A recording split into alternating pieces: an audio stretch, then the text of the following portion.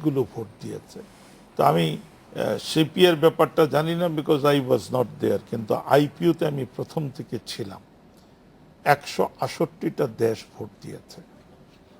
এই 168টা দেশ বাংলাদেশকে, বাংলাদেশের বর্তমান অবস্থানকে কিভাবে জানে সেটা আলোচনা করতে হয়েছে। আমি খুব বিনয়ের সাথে বলছি, বাংলাদেশের একদম বর্তমান গণতান্ত্রিক প্রক্রিয়া, এটার যতটুক ততটুক গভীরতা এবং এটার সম্প্রসারণমূলক যে অবস্থান, সেটাকে কিন্তু তারা একরকম স্বীকৃতি দিয়েছে। সেই স্বীকৃতি আমি একটু শেষ করি আমার কথায়, আমার একটু বিরতিতে যেতে হবে, আমার স্লোলি বলতে হবে, কারণ আমার আলজাইমার কাজ করে মাথায়। তো এটা স্বীকৃতি দিয়েছে, এটা আমি কোনো জাস্টিফিকেশনের জন্য বলিনি, এটা আমি যা দেখেছি একদম জন্মচক্ষে আমি তাই বললাম। তো সুতরাং আবারও এ নিয়ে বিতর্ক হতে পারে। তো সেখানে আমি বলছি যে মানিজ্যতের প্রশ্নটি নয়, I will go with him, যে একটি গভর্নমেন্ট তার অ্যাকশনসে যদি নির্মোহ হতে না পারে, তার কোনো অ্যাকশনসে যদি পাবলিক পারসেপশনের মধ্যে আসে, যে ধরেন কারো বিরুদ্ধে আপনি গ্রেফতারি পরোয়ানাই জারি করছেন, সেটাই আমি বলি, গ্রেফতারি পরোয়ানাটার মধ্যে যদি আপনার শত্রুতামূলক অ্যাটিচিউড আসে, আপনার প্রতিশোধ স্পৃহা আসে, কাউকে অপমান করার ইচ্ছা আসে, তাহলে কোনোদিন পাবলিক প্রশ্নবিদ্ধ হতেই পারে, যে কোনো অ্যাকশন প্রশ্নবিদ্ধ হবে।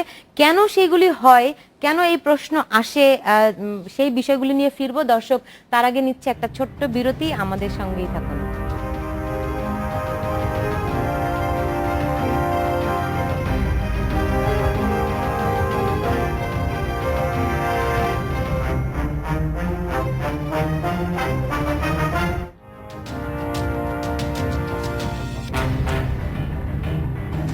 বিরতির পর ফিরে এলাম, দেখছেন বাংলাদেশ এখন। জি, জনাব নুরুল কবির, আপনার কাছে আসতে চাই। আপনি শুরুতেই 5 জানুয়ারি নির্বাচনের খুব সমালোচনা করছিলেন। আমার খুব জানতে ইচ্ছা করে, দেশে তো এখন রাজনৈতিক স্থিতিশীলতা আছে, তাহলে সেই নির্বাচনের সমস্যাটা কি? আপনি এটার পরে আসছি, বাদল ভাই একটা কথা বলেছেন, তার একটা ছোট কিছু রেসপন্স আছে আমার, সেটা আমি দিয়ে আমি আপনার এখানে আসবো। 1 নম্বর হচ্ছে আওয়ামী লীগ এবং তার জোটের যে দুর্ভাগ্য, আজকে গণতন্ত্র আছে কি নেই, তার জন্য আমার মতন একজন সামান্য মানুষের কথা বলার সুযোগকে তাদেরকে প্রমাণ হিসেবে দাখিল করতে হয়। অথচ ওনারা ছোটবেলা থেকে আমি অনেক বক্তৃতা শুনেছি, গণতন্ত্র বলে তারা বুঝিয়েছেন, গণতন্ত্র বলে বুঝিয়েছেন, গণতন্ত্র প্রধানত জনগণের ব্যাপার, আপন দেশের জনগণের ব্যাপার, বিদেশের সার্টিফিকেটের ব্যাপার নয়। আমি ওই যে নির্লজ্জতার কথা তুললাম, সেখানে আমি আরেকটা ছোট্ট রেফারেন্স দিয়ে রাখি। আমি নিজে থেকে লজ্জিত হয়েছি, এই দুইটার মধ্যে একটার মধ্যে একজন প্রেসিডেন্ট ক্যান্ডিডেট ছিলেন যিনি নিজে ভোটে বাংলাদেশে নির্বাচিত হন নাই। তাকে নিয়ে কি করে একটা সরকার বিশ্বের সামনে গিয়ে দাঁড় করায় যে একটা আন্তর্জাতিক ফোরামে তাকে নির্বাচিত করে আনবার, সেটি তো একটা দুর্ভাগ্যজনক ব্যাপার। 2, এই সরকারকে ভোট দেয় নাই, আন্তর্জাতিক ফোরামে রাষ্ট্র টু রাষ্ট্র সম্পর্ক। আমরা একটা আন্তর্জাতিক কমিউনিটি অফ স্টেটসের মধ্যে বসবাস করি, এগুলোর মধ্যে অনেক ধরনের রিজিওনাল, ন্যাশনাল, ইন্টারন্যাশনাল ইকুয়েশনস থাকে, সেগুলো আমরা আরেকদিন লম্বা করে আলোচনা করতে পারবো, সেটা যদি আপনি একদিন সাবজেক্ট করেন। দ্বিতীয় হচ্ছে যে আমরা যে কথা বলি, গণতন্ত্র তো শুধু কথা বলা নয়, গণতন্ত্র হচ্ছে মানুষের মধ্যে একটা ইকুয়ালিটি, সমস্ত মানুষের ইকুয়াল অপরচুনিটিস, মানুষের ভোটাধিকার, সব মানুষের কথা বলার অধিকার, সব মানুষের দ্বিমত প্রকাশ করবার অধিকার, সরকারের বিরুদ্ধে যদি অভিযোগ থাকে তার প্রতিবাদ জানাবার, সংগঠিত প্রতিবাদ জানাবার অধিকার, এগুলো কিছুই নাই। আমরা যারা কথা বলি, আমরা অনেক ঝুঁকি নিয়ে কথা বলি। আরও বাদল ভাই বললেন না যে একটু রস করে, যে উনি অনুরোধ জানিয়েছিলেন সংসদে দাঁড়িয়ে প্রধানমন্ত্রীকে যে কথা বলার উপর একটা ট্যাক্স বসানোর। প্রধানমন্ত্রী অনুমান করি যে বাদল ভাই থেকে বেশি চিন্তা করেছেন। প্রধানমন্ত্রী জানেন তার পার্টির, তার সরকারের, তার জোটের নেতারা তুলনামূলকভাবে বিভিন্ন গণমাধ্যমে 80% অংশ জুড়ে আছেন, ট্যাক্সটা তার নেতা কর্মীদের বেশি দিতে হবে, এই কারণে এটি করেন নাই। এবং এই 80-90% যাতে তারা কথা বলবার সত্য অসত্য অর্ধসত্য মিলিয়ে মানুষকে বিভ্রান্ত করবার সুযোগ তাদের জারি রাখতে পারেন। সেই জন্য নানান ধরনের ইন্টিমিডেশন, নানান ধরনের হেনস্থামূলক ব্যবস্থা নানান টেলিভিশন, রেডিও, সংবাদপত্রে সরকারের নানান সংস্থা জারি রেখেছে। এইটা যারা যারা এই সংগঠন চালায় তারা খুব ভালো করে জানে, এবং আমাদের দেশের দর্শক পাঠকরা ইতিমধ্যে বুঝতে শুরু করেছেন, ফলে ওই কারণে ট্যাক্সটা বসান নাই। তৃতীয় কথা হচ্ছে যে না, আপনার কথা বলতে কি অসুবিধা হয়? মানে আমার হবে না, কোনো দিন হবে না, কারণ আমি কথা বলার অধিকার নিজেরটা সংরক্ষণ করবার জন্য আমি আমার জীবন পর্যন্ত বাজি রাখতে রাজি আছি। আমি মনে করি না বাংলাদেশের সবাই এটা অ্যাফোর্ড করতে পারে। অনেক মানুষের কণ্ঠস্তব্ধ হয়েছে, অনেক মানুষের সুর বদলেছেন, স্বর বদলেছেন সরকারি ইন্টিমিডেশনের কারণে। আমরা ঝুঁকি নিয়ে বলি 5ই জানুয়ারির নির্বাচন কথা অসুবিধা হলো, স্থিতিশীলতা, হিটলারের আমলে জার্মানিতে স্থিতিশীলতা ছিল। গণতন্ত্র তো স্থিতিশীলতা দিয়ে ব্যাখ্যা করবার বিষয় নয়।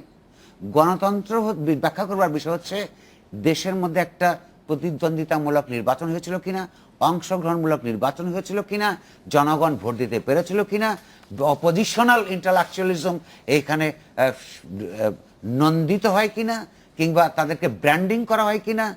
আপনি একটা ছোট্ট একটা, আপনি এখন যেহেতু ব্যক্তির কথা উঠেছে, 80-র দশকে আমরা ছাত্র ছিলাম, বিশ্ববিদ্যালয়ের ছাত্র। সমস্ত স্বৈরতান্ত্রিকতা, মৌলবাদের বিরুদ্ধে যে শহীদ মিনারকে আমরা আঁকড়ে রেখেছি বুক দিয়ে, সেই শহীদ মিনারে আমাকে যেতে নিষেধ করবার মতো এই দেশে কিছু জোকার্স আওয়ামী লীগে তৈরি হয়েছে। That is enough. এবং গতকালও এই দেশের শিল্পীরা, এবং যেই শিল্পীরা সেখানে গিয়েছিলেন, তারা এই দেশের প্রগতিশীল অসাম্প্রদায়িক শিল্পী সমাজ বলে তরুণদের মধ্যে পরিচিত। তারা একটা অনুষ্ঠান করতে গেছে, ছাত্রলীগের কিছু ছেলেপুলে, একজন আমাদের বেগ সাহেব, বিখ্যাত বেগ সাহেব, তার বাচ্চারা তাদের পুরনো আলমা মাটার, যেখানে মা বাবারা লেখাপড়া করেছে, দেখতে যাবার জন্যে, সেখানে তাদেরকে মেরে জামা কাপড় ছিঁড়ে পাঠিয়ে দিয়েছে তার বিরুদ্ধে প্রতিবাদ করতে। সেইখানে যেই ছাত্রলীগ একসময় বাদল বাইরে করতেন, যারা স্বায়ত্ত শাসনের জন্য, স্বাধীনতা সংগ্রামের জন্য লড়াই করেছেন, তাদের উত্তরসূরিরা তারা শহীদ মিনারে গিয়ে জুতা প্রদর্শন করে তাদেরকে তাড়িয়ে দেবার চেষ্টা করেছে। যারা মাইনুদ্দিন খান বাদল, এই ঘটনাগুলো কেন ঘটছে? গণতন্ত্র? আমি ওনার এই কথার পরিপ্রেক্ষিতে কয়েকটা কথা বলি, তাতে দর্শকরাও সুবিধাপ্রাপ্ত হবে। আমাকে যদি বলতে বলেন তাহলে আমি কিন্তু বলবো যে আমি একদম আমার পার্সোনাল ওপিনিয়ন বলছি, এন্ড হি নোজ দ্যাট আমি খুব ভনিতা করার লোক না। 1990-এর পরে এখন পর্যন্ত, এখন অবধি বাংলাদেশ একটা গণতন্ত্রের চর্চা করছে, দুর্বল গণতন্ত্র।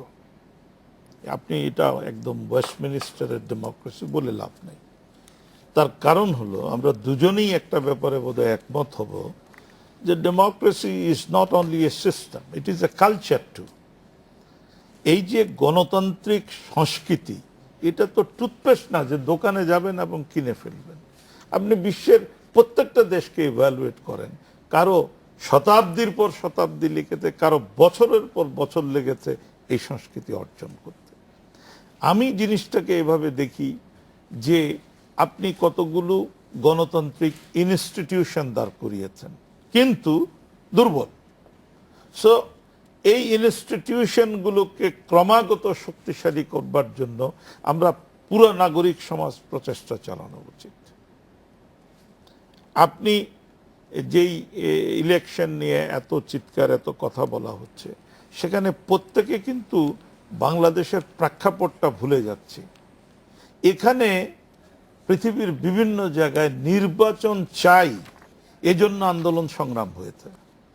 আমাদের এখানে কিন্তু নির্বাচন বানচাল করার জন্য রক্তকরবী নাটক মঞ্চস্থ হয়েছে, এবং যারা সেই নাটক মঞ্চস্থ করেছে, আপনাদের টেলিভিশনে আমি বলবো দেখান ওই সময়টা মানুষের কাছে কেউ ব্যাখ্যা করবে না। মানে আমিও আমার আপন আর্গুমেন্ট করব না, উনিও আর্গুমেন্ট করবেন না।